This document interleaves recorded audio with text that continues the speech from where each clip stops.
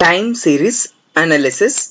I am Professor Mani, Department of Mathematics, Sri Ramakrishna College of Arts and Science, formerly SNR Science College, Coimbatore. Introduction to time series. A time series, a set of observations made at different times. It gives the measurement of a phenomenon over a period of time. Most of the series relating to economics, business and commerce. For example, the series relating to price, production, consumption of various commodities, agricultural and industrial production. Definition of time series: a set of data arranged in chronological order is called time series observations. For example, daily sales in a shop, the hourly series of temperature recorded by meteorological department, the weekly series attendance in a public limited company, deposit received by banks in a year, etc. What is time series? Time series na enna அப்படினா ஒரு set of data arranged in chronological order. Chronological order அப்படினா time base பண்ணி எந்தெந்த datas நம்ம collect பண்றோமோ அந்த datas எல்லாமே வந்துட்டு time series data R time series observation சொல்லுவாங்க. ஈஸியா புரியணும்னா நம்ம ரியல் லைஃப் அப்ளிகேஷன்ஸ்ல ஒரு பர்டிகுலர் டைம் பீரியட் இல்லாட்டி ரெகுலரா கூட எடுத்துக்கலாம். அந்த டைம்ல கோல்டோட ரேட் இன்க்ரீஸ் ஆகுது, கோல்டோட ரேட் ஒன் டே டிக்ரீஸ் ஆகுது, silver rate, eatable foods, vegetables எல்லாமே வந்துட்டு ஒன் டே வந்து ஒன்னும் இன்க்ரீஸ் ஆகலாம் இல்லாட்டி டிக்ரீஸ் ஆகலாம் ஒரு பர்டிகுலர் டைம் பீரியட் இல்லையா. ஸோ டைமை பேஸ் பண்ணி எந்தெந்த டேட்டா நமக்கெல்லாம் மெஷரபிளா இருக்கோ, எந்தெந்த டேட்டாஸ் எல்லாம் நம்ம எடுக்கிறோமோ அந்த டேட்டாஸ் எல்லாமே time series data R time series observations. For example நான் இங்க கொடுத்துருக்கேன் என்னன்னா daily sales in a shop. ஒரு ஷாப்ல டெய்லி எவ்வளவு சேல்ஸ் ஆகுது. The hourly series of temperature recorded by meteorological department. 1 hourல ஒரு பிளேஸ்ல எவ்வளோ டெம்பரேச்சர் ரெக்கார்ட் ஆயிருக்கு அப்படின்னு மெட்ரோலஜிக்கல் டிபார்ட்மெண்ட் ரெக்கார்ட் பண்ணிருக்காங்க. The weekly series attendance in a public limited company. ஒரு பப்ளிக் லிமிடெட் கம்பெனில ஒரு வீக் அட்டெண்டன்ஸ் எப்படி இருக்கு.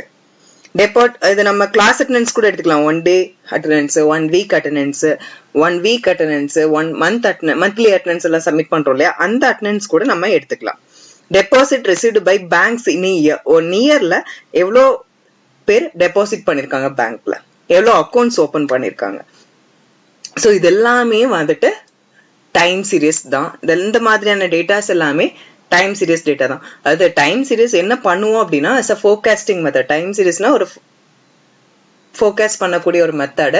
பாஸ்ட் பிஹேவியர்ஸ் எல்லாத்தையும் நம்ம மெஷர் பண்ணிட்டு ஃபியூச்சர்ல எப்படி இருக்கும் அப்படின்னு ப்ரெடிக்ஷன் கொடுப்போம், ஃபோர்காஸ்ட் பண்ணி கொடுப்போம். இதுதான் வந்துட்டு time series. Uses of time series. Time series எங்கெல்லாம் யூஸ் பண்ணிட்டு இருக்கோம்? Time series are used in statistics. Statistics அப்படிங்கிறது ஒரு பெரிய ஃபீல்ட். அந்த ஸ்டாட்டிஸ்டிக்ஸ்ங்கிற ஃபீல்டுல ஒரு சின்ன பாட்டு தான் வந்துட்டு time series. What is statistics? Collection, classification, tabulation and analysis, interpretation of data. ஒரு டேட்டாவை கலெக்ட் பண்ணி கிளாசிஃபை பண்ணுவோம், டேபிள் ஃபார்மேட்டுக்கு கொண்டு வருவோம், தென் ஒரு அனாலிசிஸ் போட்டு ஒரு சொல்யூஷன் கொடுப்போம். அதுதான் ஸ்டாட்டிஸ்டிக்ஸ். அந்த ஸ்டாட்டிஸ்டிக்ஸ்ல டைம் சீரிஸை ரொம்ப யூஸ் பண்ணிட்டே இருக்கும். எங்கெல்லாம் யூஸ் பண்றோம் அப்படின்னா signal processing, pattern recognition, econometrics, mathematical finance, weather forecasting, earthquake prediction etcetera நிறைய இடத்துல யூஸ் பண்ணிட்டு தான் இருக்கும். ஃபார் எக்ஸாம்பிள் எர்த்குவிக் ப்ரெடிக்ஷன் எடுத்துட்டோம் அப்படின்னா ஒரு நாட்டுல ஒரு பிளேஸ்ல ஒரு பர்டிகுலர் டைம் பீரியட்ல எர்த்குவிக் வருது, அதாவது நிலநடுக்கம் வருது. ஸோ நிலநடுக்கத்தை நம்ம எதுல மெஷர் பண்ணுவோம்னா ரிக்டர் அளவுகோல்ல மெஷர் பண்ணுவோம். 5.1 இருக்கலாம், 4.1 இருக்கலாம், எந்த லெவல்ல வேணாலும் அங்க எர்த்குவிக் வந்திருக்கலாம். ஸோ இந்த டேல எர்த்குவிக் வந்திருக்குன்னா ஃபியூச்சர்ல வருமா, எப்படி இருக்கலாம் அப்படின்னு மெஷர் பண்ணலாம். Weather forecasting. ஃபாஸ்ட் 4 இயர்ஸா டெம்பரேச்சர் எவ்வளவு ரெக்கார்ட் ஆயிருக்கு, நெக்ஸ்ட் இயர்ல எப்படி இருக்கும், எந்த அளவுல வெயில் இருக்கும் அப்படின்னு மெஷர் பண்ணலாம். Next one rainfall. ஒரு 3 years 2 years இவ்வளவு மழை வந்திருக்கு கோயம்புத்தூர்ல அப்படின்னா நாளைக்கு இல்ல next week or next month or next இயர்ல எவ்வளவு மழை வரலாம் அப்படின்னு மெஷர் பண்ணலாம். மேத்தமெட்டிக்கல் ஃபினான்ஸ், ஃபினான்ஷியலாவும் ஃபோக்கஸ் பண்றோம். எக்கனாமெட்ரிக்ஸ் அப்படின்னா economics, mathematics and statistics. So இது ஒரு பெரிய ஃபீல்டுங்க. இங்க என்ன பண்றோம் அப்படின்னா சேல்ஸ், ப்ராஃபிட், டிமாண்ட், சப்ளை, இதை பத்தி நிறைய நம்ம படிக்கிறோம். ஸோ இங்க ஃபோக்கஸ் பண்றோம் அப்படின்னா சேல்ஸ் எப்படி இருக்கு, எதை இன்க்ரீஸ் பண்ணா டிமாண்ட் எப்படி கம்மியாகும். ஸோ இந்த மாதிரியான ஃபோர்காஸ்டிங்க்கும் நம்ம டைம் சீரியஸ் அனாலிசிஸை யூஸ் பண்ணிட்டு தான் இருக்கோம். இது வந்து important uses. The most important use of studying time series is that it helps us to predict the future behavior of the variable based on past experience. நம்ம சொன்ன மாதிரியே past experience என்ன நமக்கு தெரிஞ்சா மட்டும்தான் future behaviors predict பண்ண முடியும். It is helpful for business planning as it helps in comparing the actual current performance with expected one. Business plan பண்றதுக்கு கூட இது ரொம்ப ஹெல்ப்ஃபுல்லா இருக்குன்னு சொல்றாங்க. எப்படின்னா 4 பாஸ்ட் பிஹேவியர்ஸ்ல பாஸ்ட்ல எப்படி இருந்துச்சு நம்ம பிசினஸ் எப்படி டெவலப் பண்ணலாம். ஸோ அந்த மாதிரியான டிசிஷன் மேக்கிங்க்கு கூட நம்ம டைம் சீரியஸ் அனாலிசிஸை யூஸ் பண்ணிட்டு தான் இருக்கோம்.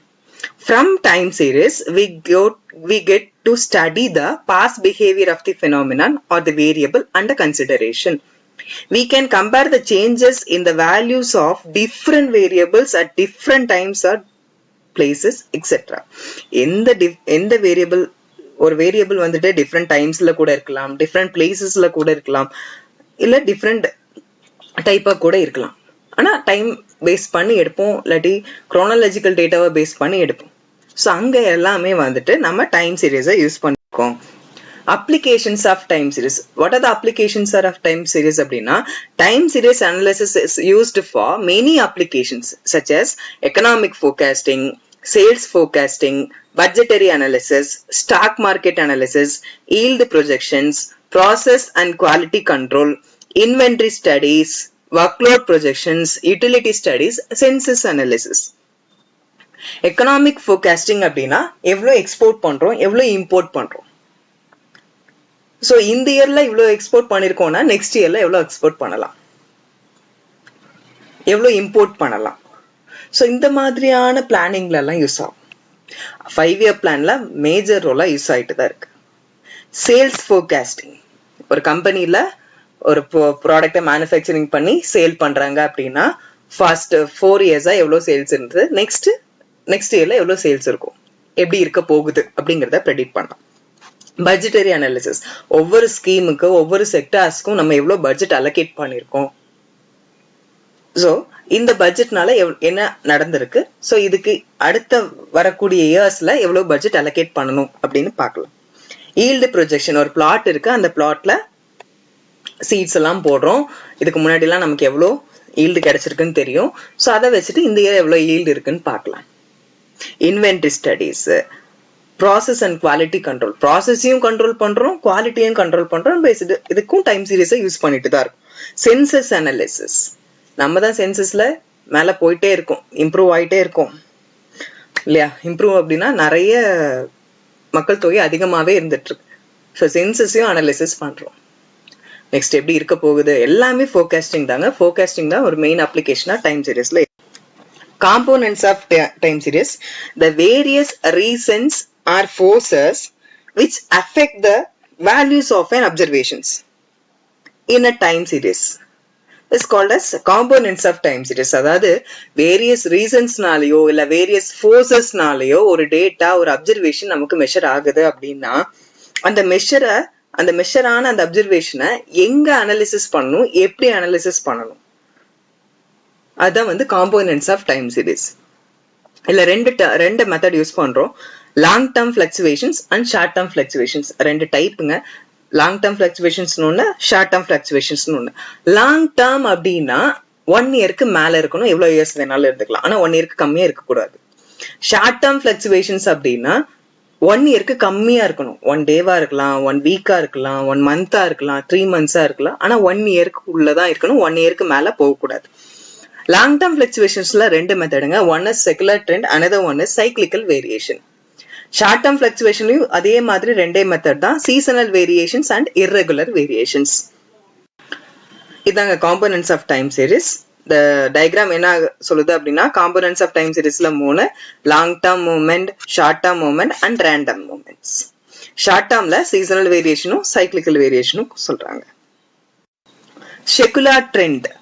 இது long term fluctuation ஓட first major methodங்க. secular trend வந்துட்டு time series வந்துட்டு ஒரே மாதிரி இருக்கும்னு சொல்லலாம்.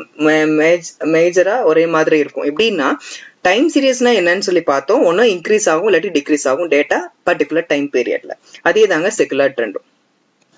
The general tendency of the time series data to increase or decrease during a long period of time is known as secular movements. இந்த மாதிரியான movements secular movements னு சொல்றோம்.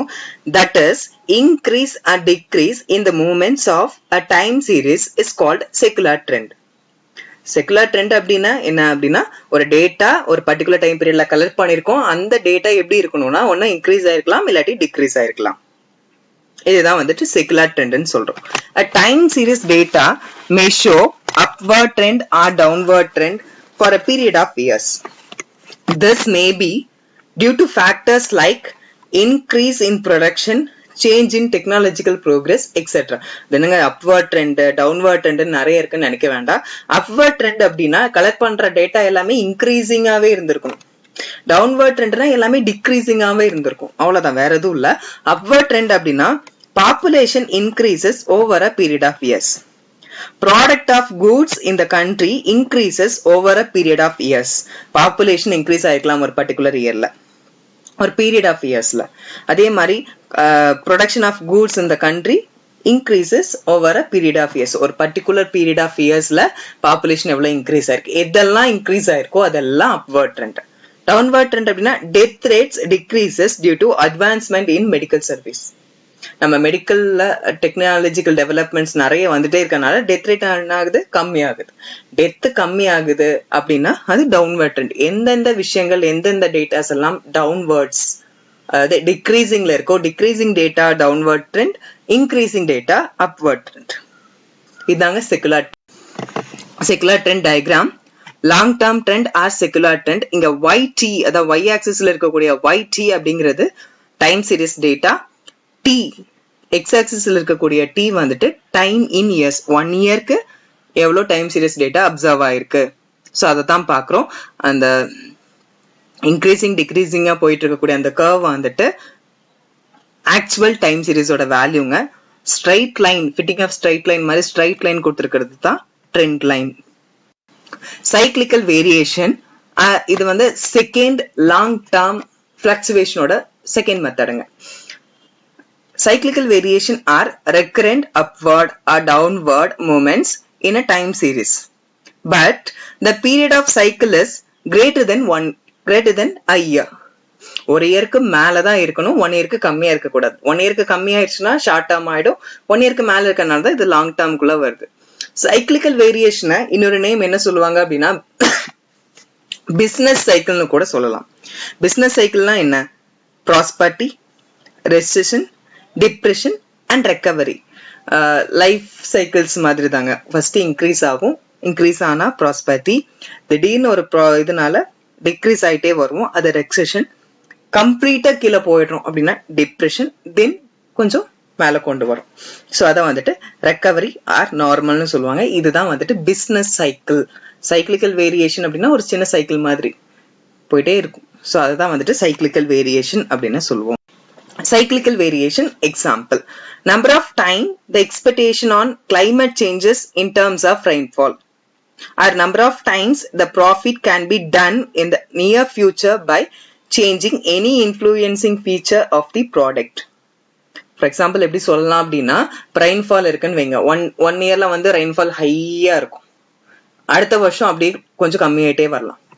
தேர்ட் இயர்ல சுத்தமா ரெயின்ஃபாலே இல்லாம இருந்திருக்கலாம். அப்புறம் என்ன ஆகுது, ஃபோர்த் இயர்ல கொஞ்சம் ரெயின்ஃபால் வந்திருக்கலாம், ஃபிஃப்த் இயர்ல அப்படி நார்மலா எப்பவும் போல ரெயின்ஃபால் இருந்துட்டே இருக்கும். இது கூட சைக்கிளிக்கல் வேரியேஷனோட ஒரு எக்ஸாம்பிள் தான். ஷார்ட் டேர்ம் பிளக்சுவேஷன்ஸ், இங்க 2 மெத்தட் பார்த்தோங்க. ஷார்ட் டேர்ம் பிளக்சுவேஷன் அதாவது ஷார்ட் டேர்ம்னா என்னன்னா 1 இயர்க்கு கம்மியா இருக்கணும். 1 வீக், 1 டே, half years, 8 month, 9 month, 10 month எவ்வளவு வேணா இருக்கலாம், ஆனா 1 இயர்க்குள்ள இருக்கணும். First method is seasonal variation. Seasonal variations are short term fluctuations in a time series which occur periodically in year. It is called seasonal variation.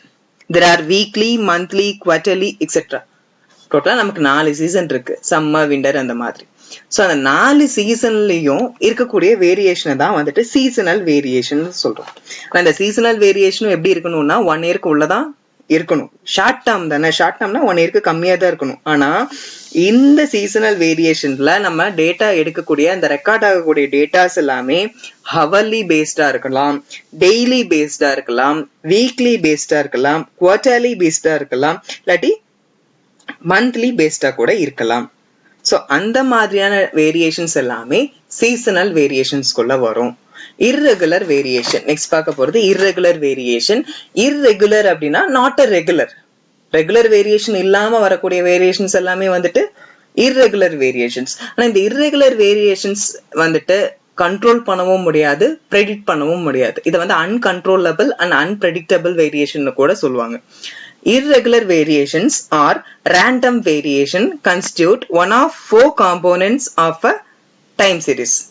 They correspond to the movements that appear irregularly and generally during short periods. 1 year குள்ள 1 yearனு கூட சொல்ல முடியாது, ஒரு சின்ன ஒரு short பீரியட்ல irregular வரக்கூடிய variations. இப்ப எர்த்குவிக் வருது அப்படின்னா அது வந்துட்டு ஒரு லாங் பீரியட் கிடையாது, ஒரு சின்ன ஷார்ட் பீரியட் தான், 1 day ஒரு 1 hourக்குள்ள வரலாம். வேர்ல்டு வார் இது ஒரு குறிப்பிட்ட பீரியட்ஸ்குள்ள வரக்கூடியது. ஃப்ளட்ஸ் சொல்லவே முடியாது எப்படி வரும். சோ இந்த மாதிரியான வேரியேஷன்ஸ் எல்லாமே வந்து irregular வேரியேஷன் சொல்லுவாங்க. சீசனல் வேரியேஷனோட ஒரு example. Seasonal variation, a situation in which a company has better sales in certain times of the year than in other times. For example, a swimwear company likely has better sales in the summer. Toy companies likely perform better in the period preceding Christmas, and sale of cool drinks goes up in summer season than any other season. இது நான் சொன்ன மாதிரியே தான், ஒவ்வொரு சீசனுக்கு ஏத்த மாதிரி manufacture பண்ணி சேல் பண்ணக்கூடிய விஷயம். பொங்கல்னா கரும்பு அதிகமா சேல் ஆகும், தீபாவளினா பட்டாசு அதிகமா சேல் ஆகும், கிறிஸ்துமஸ்னா கேக் அதிகமா சேல் ஆகும், ரம்ஜான்னா பிரியாணி ஐட்டம்ஸ் எல்லாம் நிறைய சேல் ஆகும். சோ இதே தாங்க சீசனல் வேரியேஷன். இங்க என்ன சொல்லிருக்காங்க அப்படின்னா ஸ்விம்வேர்ஸ் வந்துட்டு அதிகமா சம்மர்ல சேல் ஆகும் இல்லையா. அதே மாதிரி டாய்ஸும் பாத்தீங்கன்னா கிறிஸ்துமஸ்ல அதிகமா சேல்ஸ் ஆகும். அதே மாதிரி கூல் ட்ரிங்க்ஸும் வந்துட்டு ரொம்ப ஹாட் சீசனா இருக்கக்கூடிய சம்மர்ல தான் அதிகமா சேல் ஆகும். சோ இந்த மாதிரியான வேரியேஷன்ஸ் டேட்டாஸ் எல்லாம் சீசனல் வேரியேஷன் சொல்லுவோம். Next one, irregular variation. The fire in factory is an example of irregular variations. Irregular variations which occur on account of random external events. These variations either go very deep downward or too high upward to attain peaks abruptly. They do not have any definite pattern and it cannot be predicted in advance. These variations are due to floods, wars, famines, earthquakes, strikes, etc. ஒரு example சொல்லியிருக்கோம் என்ன அப்படின்னா, the fire in factory. ஒரு ஃபேக்டரியில திடீர்னு தீ பிடிக்குது, முன்னாடியே நம்மளால மெஷர் பண்ண முடியாது, இப்படிதான் தீ பிடிக்க போகுது அப்படிங்கறத நம்மளால மெஷர் பண்ண முடியாது. இது சர்டைன் அந்த பர்டிகுலர் டைம்ல நடக்கக்கூடிய ஒரு விஷயம். இது வந்து கண்ட்ரோல் பண்றதும் கஷ்டம். It's uncontrollable and unpredictable. இதை ப்ரெடிக்ட் பண்ணவும் முடியாது. எப்படி கண்ட்ரோல் பண்றது அப்படிங்கிற விஷயம் இப்போ கொஞ்சம் பரவாயில்ல. இந்த மாதிரி வேரியேஷனையும் irregular வேரியேஷன் சொல்லுவோம். சரி, நம்ம அப்ளை சொன்ன மாதிரி எர்த்குவிக், ஒரு பிளேஸ்ல எர்த்குவிக் வருது, நிலநடுக்கம் வருது அப்படின்னா it is uncontrollable, it is unpredictable. யாரும் ப்ரெடிக்ட் பண்ணி சொல்ல முடியாது. அட்வான்ஸாவே முன்னாடியே இங்க நிலநடுக்கம் வந்துருச்சு அப்படின்னு சொல்ல முடியாது. ஸ்ட்ரைக்ஸ், ஒரு பிரச்சனை நடக்குது, உடனே மக்கள் எல்லாம் சேர்ந்து ஸ்ட்ரைக் பண்றாங்க அப்படின்னா அந்த ஸ்ட்ரைக்ஸையும் வந்துட்டு அட்வான்ஸா நம்மளால சொல்ல முடியாது. சோ இந்த மாதிரியான வேரியேஷன்ஸ் எல்லாமே irregular வேரியேஷன். ஷார்ட் டேர்ம் ஃபிளக்சுவேஷனோட ஒரு டயக்ராம்ங்க. Seasonal variations, there are 4 seasons, summer, winter, அந்த மாதிரியே நான் 4 seasons கொடுத்துருக்கோம். அந்த 4 seasonsலயும் எப்படி டைம் சீரிஸ் வேல்யூஸ் எப்படி போயிட்டு இருக்கு அப்படின்னு பாக்குறோம். irregular variation same, y axis வந்துட்டு time series values, x axis வந்து டைம் இன் இயர்ஸ், ஒவ்வொரு இயர்லயும் எவ்வளவு வேல்யூஸ் போயிட்டு இருக்கு. இட் இஸ் irregular பாத்தீங்கன்னா இன்க்ரீஸ் ஆயிருக்கும், அப்புறம் திடீர்னு டிக்ரீஸ் ஆயிருக்கும், அப்படி போயிட்டே இருக்கும். இதெல்லாம் irregular functions. டைம் சீரிஸ் அனாலிசிஸ்ல டோட்டலா 2 மாடல் இருக்குங்க. என்ன மாடல் அப்படின்னா, one is additive model, another one is multiplicative model. Additive model அப்படின்னா 4 சீசன், அதாவது 4 வேரியேஷன்ஸையும் வந்துட்டு நம்ம ஆட் பண்ணுவோம் பேஸ்ட் ஆன் டைம். மல்டிப்ளிகேட்டிவ் மாடல்னா 4 மாடலையும் மல்டிப்ளை பண்ணுவோம் பேஸ்ட் ஆன் டைம். அதான் சொல்லியிருக்கோம், yt that is equal to tt plus st plus ct plus rp.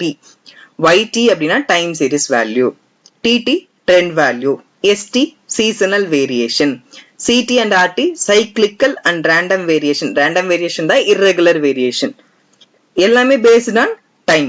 அதுவும் இல்லாம additive model என்ன சொல்லுது அப்படின்னா, இங்க இருக்கக்கூடிய values எல்லாமே independent, எதுவும் depend ஆகல.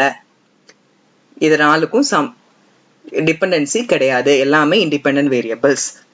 This model assumes that all 4 components of the time series act independently of each other. இதாங்க additive model. Next model, multiplicative model. The multiplicative model assumes that the various components in a time series operate proportionately to each other. According to this model, already கொடுத்த மாதிரியே time series data, trend, seasonal variation, cyclical variation, random or irregular variations based on time, எல்லா variations என்ன பண்ணிருக்கோம், multiply பண்ணிருக்கோம். இதான் multiplicative model. Time series ஓட 2 models. Thank you. For any queries or comments, please comment box. Thank you. Thank you so much.